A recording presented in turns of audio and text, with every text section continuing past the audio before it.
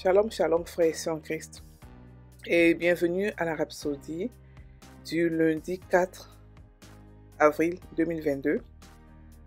Rhapsodie écrite par le pasteur Chris Oyakilome, et la lecture vous est offerte par les vérités de l'Évangile.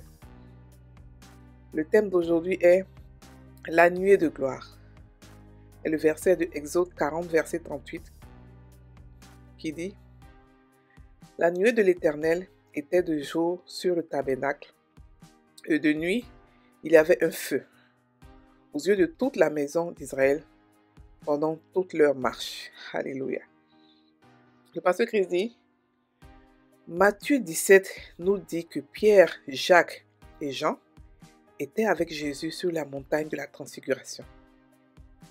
Pendant qu'ils étaient là-bas, Moïse et Élie apparurent et soudain, la nuée de Dieu les couvrit. Et cela est de Matthieu 17, verset 5. Cette même nuée a été référencée dans Exode 13, verset 23 et Exode 16, verset 10. Étudiez les deux références.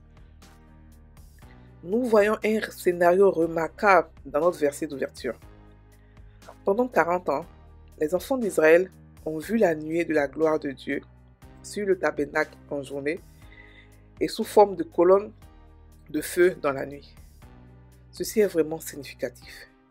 Car Isaïe 63, verset 9 dit: Dans toute leur détresse, ils n'ont pas été sans secours, et l'ange qui est devant sa face les a sauvés.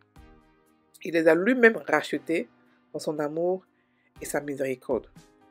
Et constamment, il les a soutenus et portés aux anciens jours. Fin du verset. Le verset suivant nous dit que l'ange de sa présence, c'est le Saint-Esprit. Ésaïe 63, verset 10 nous dit: Mais ils ont été rebelles, ils ont attristé son Esprit Saint, il est devenu leur ennemi, il a combattu contre eux. Alléluia. Il était celui qui était avec eux dans cette nuée de gloire. La Bible dit dans 1 Corinthiens 10, verset 1 à 2, Frères, je ne veux pas que vous ignoriez que nos pères ont été sous la nuée et qu'ils ont tous passé au travers de la mer et qu'ils ont tous été baptisés en Moïse dans la nuée et dans la mer. Remarquable. Voyons 2 Chroniques 5, verset 1 à 14 qui nous donne un récit intéressant. Salomon avait construit le temple de Dieu et les sacrificateurs devaient porter l'arc de Dieu de l'ancien tabernacle et la ramener dans le nouveau temple construit par Salomon. Lorsque l'arche est entrée dans cette même nuée de gloire a rempli le temple, à tel point que les sacrificateurs ne pouvaient pas se tenir debout pour exercer leur ministère dans le lieu saint. Alléluia. Cette gloire est en vous et vous enveloppe aujourd'hui, parce que vous êtes porteur de l'arc. L'arc de Dieu est dans votre cœur aujourd'hui, parce que sa parole est écrite dans votre cœur. Jérémie 13, 31, verset 33 et Hébreux 8, verset 10. La parole, c'est là que se trouve la gloire. Tant que vous donnerez à la parole de Dieu sa place dans votre vie, vous serez toujours couvert de cette nuée de gloire, où vous êtes à l'abri du mal et de toutes les dépravations du monde. Gloire à Dieu. Alléluia. Ici, le pasteur nous parle de la nuée de gloire. Le pasteur nous explique plusieurs cas. Voilà. Le cas où Jésus, même dans le Nouveau Testament, est parti prier et il a pris avec lui Pierre, Jean et Jacques. Et pendant qu'il priait, la Bible dit qu'il était devenu tout blanc. Et Pierre ils ont tous vu apparaître Élie et Moïse, qui étaient en train de s'entretenir avec lui. Donc Pierre a demandé à ce qu'il fasse 3 tentes pour les 3. Et pendant qu'il parlait, la Bible dit que la nuée de gloire a envahi, les a tous envahis, et Dieu a parlé dans cette nuée. Et ça, c'était la première occasion dans le Nouveau Testament. Dans l'Ancien Testament, il nous parle de comment est-ce que la nuée recouvrait d'abord les Israéliens dans le désert, la nuit par une colonne de feu et la journée par une nuée. Voilà. Donc après aussi, il nous explique comment est-ce que malgré tout ça, dans cette nuée-là, ils ont pu se rébeller. Dans la présence de la nuée de Dieu, ils ont pu se rébeller. Ils ont fait plein de choses. Et l'ange de l'Éternel, le Saint-Esprit qui symbolisait ici la nuée, a dû devenir leur ennemi. Imaginez un peu. Le Saint-Esprit est devenu leur ennemi. Et en fait, eux, Dieu leur a tellement montré les choses. Dieu les a baptisés, dans la mer, lorsqu'ils ont traversé la mer. Dieu les a baptisés et dans la nuée et tout ça.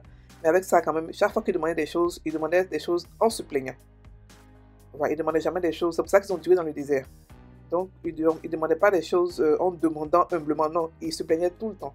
Avant de demander quelque chose, ils se plaignaient tout le temps. Et quand c'est comme ça, quand vous plaignez longtemps, eh bien, vous durez dans les problèmes. Et c'est ce que les gens appellent aujourd'hui le désert. Le désert n'existe pas. C'est quelqu'un qui se plaint beaucoup, qui reste dans le désert pendant 40 ans. Voilà, donc en tant que chrétien, si vous savez que vous avez des problèmes, ne vous plaignez pas. Vous avez la solution en vous. Vous avez la parole de Dieu. Vous avez le Saint-Esprit. Vous avez le nom de Jésus. Vous avez tellement d'armes à votre disposition pour pouvoir vous défendre. Donc vous n'avez pas à vous plaindre. Vous êtes plus que vainqueurs. La Bible dit que nous sommes plus que vainqueurs. Nous sommes équipés pour vivre une vie divine. Alléluia. Et il explique encore une autre fois encore pendant que Salomon a construit le temple et l'a dédié à Dieu, pendant que ils ont commencé à chanter, les chants ont commencé à chanter, tout ça. La nuit aussi a recouvert le temple tellement que les sacrificateurs ne pouvaient pas faire leur service. Le pasteur nous dit qu'aujourd'hui, cette nuit, cette gloire qui était dans l'Ancien Testament, que beaucoup de personnes envient, elle est en nous. Nous sommes la gloire de Dieu. Et nous avons la gloire de Dieu. C'est-à-dire que nous sommes des distributeurs de gloire. Lorsque chacun de nous prie, spirituellement, il est rempli de Dieu. Et spirituellement, il est pareil comme Jésus a été. Complètement blanc, complètement brillant de lumière. C'est ce que nous sommes spirituellement quand nous prions. Nous sommes des lumières. Et nos lumières s'allument, nos lumières s'activent encore plus lorsque nous sommes en prière en esprit. Ce n'est pas des prières religieuses de récitation, non, ce sont des prières en esprit. C'est ce que nous sommes. Et aussi, étant donné que nous sommes la parole de Dieu, Dieu a mis la parole en nous. Parce qu'il a dit, je mettrai mes lois dans leur esprit, je les écrirai dans leur cœur, et je serai leur Dieu, et ils seront mon peuple. Donc, en tant que chrétiens, nous avons en nous le Saint-Esprit. Nous sommes nés de la parole. C'est pour cela qu'un non-chrétien ne peut pas comprendre la parole, parce que nous avons un professeur personnel qui nous apprend. Et la parole est écrite en nous. C'est pour cela que chaque fois que nous mettons la parole de Dieu, que nous la méditons, nous écrivons la parole dans notre cœur. C'est pour ça qu'elle doit être méditée. Lorsque nous écrivons dans notre cœur, nous commençons à agir comme ce que la parole nous dit de faire. Et de manière naturelle. Nous ne faisons pas des efforts pour devenir ce que Dieu dit que nous sommes déjà. Nous ne faisons pas des efforts pour faire ce que Dieu demande de faire. Parce que la parole est dans notre cœur. Alléluia. Donc la parole de Dieu, c'est là où se trouve la gloire. La parole de Dieu est un médicament pour tout le monde. La parole de Dieu est tellement puissante. Il faudrait que le corps de Christ apprenne à méditer la parole. C'est pas compliqué de méditer la parole. La méditation est à 3 niveaux. L'imagination, les murmures, parler, et ensuite crier la parole, rugir la parole. Lorsque vous faites ça, vous écrivez la parole, c'est-à-dire que vous forcez la parole dans votre cœur. Vous semez la parole dans votre cœur. Elle va forcément porter des fruits. Elle porte des fruits. Plus vous la méditez, plus vous recevrez une révélation, un réma de la parole. Et lorsque vous recevez le réma, vous la dites, vous la déclarez. Et c'est comme ça que vous créez les choses à l'existence. C'est comme ça que vous appelez les choses à l'existence. Alléluia. Nous sommes la gloire de Dieu. Nous sommes la gloire de Dieu.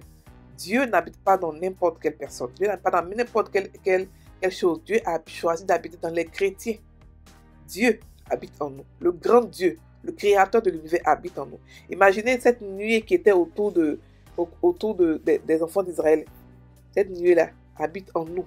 Elle est en nous et elle est avec nous. Et éternellement, elle ne part pas pour revenir. Elle est constamment avec nous. Si vous vous rappelez, la Bible disait que le peuple d'Israël, lorsqu'il était dans le désert, cette nuée-là était avec eux constamment. Il ne les a jamais quittés. La nuit, ça devenait une colonne de feu parce qu'il faisait froid là dans le désert. Et la journée, elle devenait une nuée parce qu'il faisait chaud dans le désert.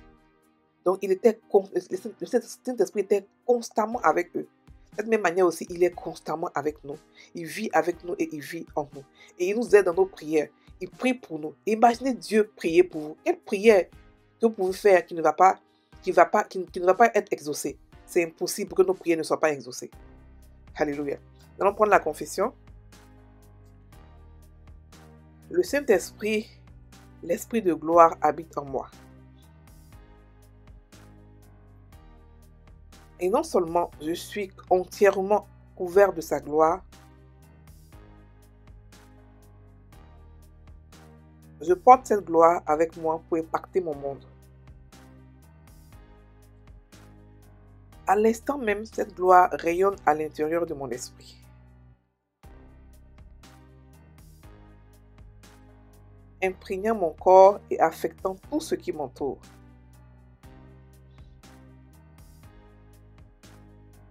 Les dépravations et la corruption dans ce monde actuel n'ont aucun effet sur moi. Parce que je vis dans la gloire de Dieu. Alléluia. Soyez sur un Christ, passez une très bonne journée, soyez bénis.